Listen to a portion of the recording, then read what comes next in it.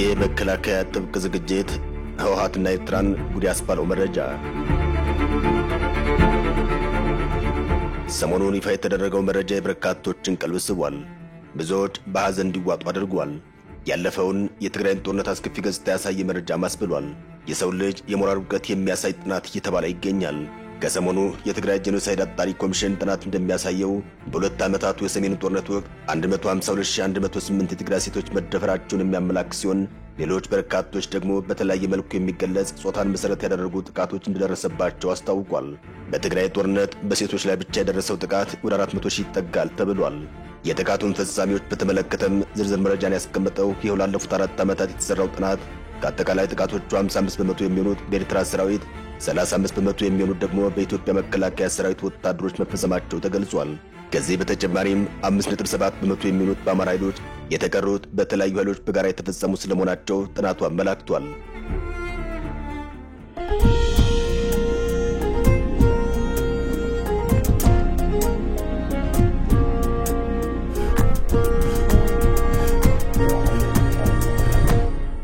አሳዛኙ ነገር አሁንም በትግራይ ላይ የጦርነት ስጋት ማንዣበቡ ነው። ትግራይ አሁንም የጦርነት ቀጠና እንዳትሆን እየተሰጋ ይገኛል። መከላከያ ለጠላት ዝግጁ ነኝ እያለ ይገኛል። ተቋሙ ቁጥራቸው ቀላል የማይባሉ ኮማንዶዎችን እያሰለጠነ እንደሚገኝም ገልጿል። ህወሓትና ኤርትራም በሌላ በኩል የራሳቸውን ዝግጅት እያደረጉ እንደሆነም እየተገለጸ ይገኛል። ከፕሪቶሪያ የሰላም ስምምነት በኋላ ህወሓት በሁለት ዋና አንጃዎች መከፈሉና ጠንካራ አቋም ያለው አንጃም ከቀድሞው ጠላቱ ከኤርትራ መንግስት ጋር አዲስ ግንኙነት በመስረቱም ሆርን ሪቪው የተባለ ተቋም ባወጣው ትንታኔው ገልጿል። ሆርን ሪቪው የኢትዮጵያ መከላከያ ሰራዊት በአየር ኃይል፣ በምድር ጦር እንዲሁም በተለያዩ ወታደራዊ ጉዳዮች የሳይልን ጭምር ራሱን እያጠናከረ ነው ሲል ገልጿል። ሆርን ሪቪው በዘገባው በቅርቡ የኢትዮጵያ መከላከያ ሰራዊት ኮማንዶዎችን እያሰለጠነ እንዳለም ዘግቧል። ሆርን ሪቪው በዘገባው ኢትዮጵያ በተከታታይ ኮማንዶዎችን እያሰለጠነች ነው ካለ በኋላም የጥይት ፋብሪካዎች መስርታለች። ይህ ሁሉ ወታደራዊ ዝግጅት ዝም ብሎ አይደለም፣ ማሳካት የሚፈልጉት ወታደራዊ ግዳጅ አለ ሲልም ገልጿል። ኢትዮጵያ በ3 ወራት ብቻ ለውጭ ሀገራት ከሸጠቻቸው ጥይቶች ከ30 ሚሊዮን ዶላር ያላነሰ ገቢ ማግኘቷን ጠቅላይ ሚኒስትር አብይ አህመድ መናገራቸው የቅርብ ጊዜ ትውስታ ነው። በሆርን ሪቪው ላይም ይህ የጠቅላይ ሚኒስትር ንግግር በጉልህ ተጠቅሷል። ሀገሪቱ ለውጭ ሀገራት ገበያ የሚቀርቡ እንደ ክላሽ፣ ስናይፐር፣ ብሬን፣ ዲሽቃ፣ ታንክና ሁሉንም አይነት መድፎች የማምረት አቅም ያለው ፋብሪካ መገንባቷን አብይ አስታውቀዋል። ይህም ሆርን ሪቪው ኢትዮጵያ ለአንድ ወታደራዊ ተልዕኮ እየተዘጋጀች እንዳለ ማሳያ ነው ሲል ገልጾታል። ጠቅላይ ሚኒስትር አብይ አህመድ በኦሮሚያ ክልል ምዕራብ ሸዋ ዞን የሆሚቾን የጥይት ፋብሪካ የካቲት 26 2017 ዓ.ም ፋብሪካውን በጎበኙበት ዕለት ነበር በሚሊዮን የሚቆጠር ዶላር እንዳገኙ የተናገሩት። ጠቅላይ ሚኒስትሩ በዚህ ወቅት በሰጡት ገለጻቸው ከዚህ ቀደም ኢትዮጵያ ውስጥ በተወሰነ ደረጃ ጥይትና መሳሪያ የማምረት ሙከራዎች እንደነበሩ አስታውቀዋል።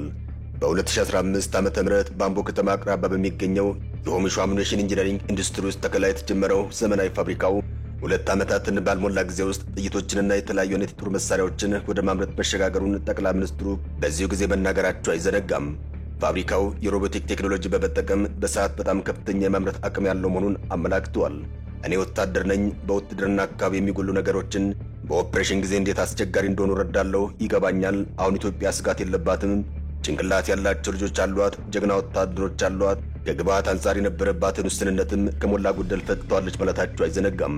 ጠቅላይ ሚኒስትር አብይ ከወራት በፊት ደግሞ በወታደራዊ ዘመቻዎች ወቅት የጠላት ስብስብን ኢላማ ለማድረግ የሚውሉ አጥፍተው የሚጠፉ ድሮኖችን በከፍተኛ ቁጥር እየተመረቱ መሆናቸውን መግለጻቸው ይታወሳል። እንደ ሆርን ሪቪው ገለጻም ይህ አንዱ ወታደራዊ ዝግጅት ማሳያ ነው። ጠቅላይ ሚኒስትሩ የሀገር መከላከያ ሰራዊት የአየር ኃይል የኢንፎርሜሽን መረብ ደህንነት አስተዳደር በምህጻሩ ኢንሳ እንዲሁም የብሔራዊ መረጃና ደህንነት አገልግሎት ኒስ ድሮኖችን እያመረቱ መሆናቸውን አስታውቀዋል። ጠቅላይ ሚኒስትር አብይ ይህን የገለጹት ሐሙስ ነሐሴ 9 2017 ዓ.ም ከኢኮኖሚ ዘርፍ ባለስልጣናት ጋር በመሆን ኤሮባይ የተባለውን የድሮን ማምረቻ ተቋም በጎበኙበት ወቅት ነበር። አሁን ደግሞ ኮማንዶ እያሰለጠን ነው የሚል ወታደራዊ መረጃ እየቀረበ ይገኛል። በወርሃ የካቲት የጥይት ፋብሪካ እንደተመሰረተ ተገልጿል። በወርሃ ነሐሴ ደግሞ ድሮን እየተመረተ እንደሆነ ተገለጸ። አሁን ደግሞ ልዩ ወታደራዊ ኮማንዶዎችን እያሰለጠን እንገኛለን የሚል መረጃ ወጥቷል። የልዩ ዘመቻ ዕዝ ማሰልጠኛ ማዕከል የሆነው ብላቴም አስተማማኝ የኮማንዶ ኃይል አሰልጥኖ እያበቃ ነው ሲሉም የልዩ ዘመቻዎች ዕዝ አዛዥ የሆኑት ሌተናል ጄኔራል ሹማ አብደታ ገልጸዋል። ሌተናል ጀነራል ሹማ አብደታም በልዩ ዘመቻ እዝ ማሰልጠኛ ማዕከል ብላቴ በመገኘት የ4ኛ ዙር መሠረታዊ ውትድርና ስልጠናን በማስጀመር የ44ኛ ዙር ኮማንዶ ሰልጣኞቹን ተዘዋውረው ጎብኝተዋል። ማሰልጠኛ ትምህርት ቤቱም በዲስፕሊን የታነጸ ትክክለኛ ጽናት የተላበሰ ሀገራዊ ፍቅር ያለው ኢትዮጵያዊ ሰራዊት የሚገነባበትና ሰልጥኖ የሚወጣበት ትልቅ ማሰልጠኛ ማዕከል መሆኑን ሌተናል ጀነራል ሹማ አብደታ ገልጸዋል። አዲስ ሰልጣኞችም የአሰልጣኞችን የካበተ አቅም በመጠቀም በዲስፕሊን የታነጸ ጠንካራና አገራዊ ፍቅርን የተላበሰ ወታደርና ኮማንዶ ለመሆን ጠንክረው መስራት እንደሚጠበቅባቸው አንስተዋል።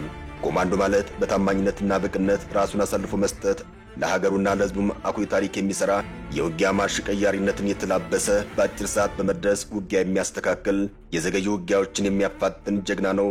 እናንተም የዚህ ክፍል አባል ለመሆን ፈቅዳችሁ መምጣታችሁ ደስ ያሰኛል። ጠንክራችሁ ሰልጥኑ ሲሉ ማበረታተዋል።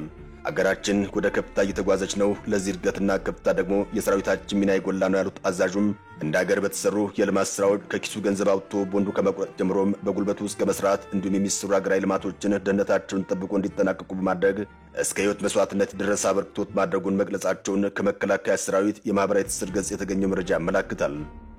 የህወሓትና የኤርትራ ትስስር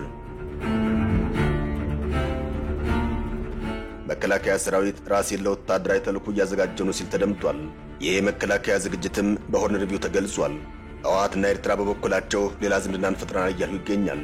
የህወሓትና ኤርትራ ትስስር ከቀን ወደ ቀን እየጨመረ መጥቷልም ተብሏል። የኢትዮጵያና የቀጠናውን መረጋጋት አደጋ ላይ የሚጥል ነው ሲል ዘገባው አስረድቷል።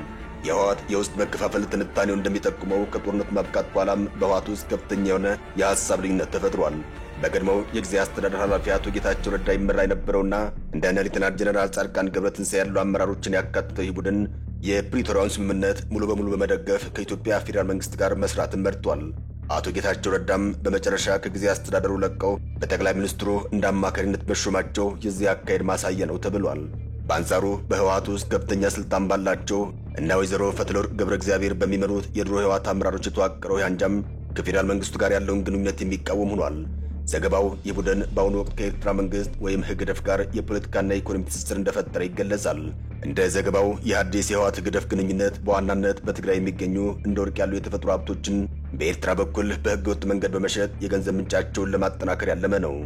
ጽምዶ የተባለው ተፈናቃዮችን የማስፈር ዘመቻም ተፈናቃዮች ኤርትራ ወደ ተቆጣጠረቻቸው እንደ ዛላምበሳና ኢሮብ ባሉ አካባቢዎች እንዳይመለሱ ለማድረግ የተቀነባበረ ሴራ መሆኑን ትንታኔው ጠቁሟል።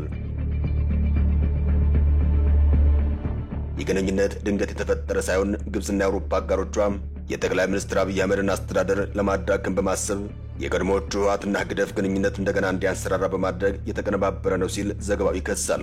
ትንታኔው አክሎም የአዲስ ትስስር ግጭቱን ከትግራይ ወደ አማራ ክልል ለማዞር እየተሰራ መሆኑን ገልጿል። ለዚህም እንደ ዳዊት ኃይለ ጊዮርጊስና አንዳርጋቸው ጽጌ ያሉ የቆዩ ፖለቲካ ተዋናዮችን በመጠቀም የተከፋፈለውን የፋኖ ንቅናቄ ለማስተባበር እየሞከሩ ነውም ብሏል።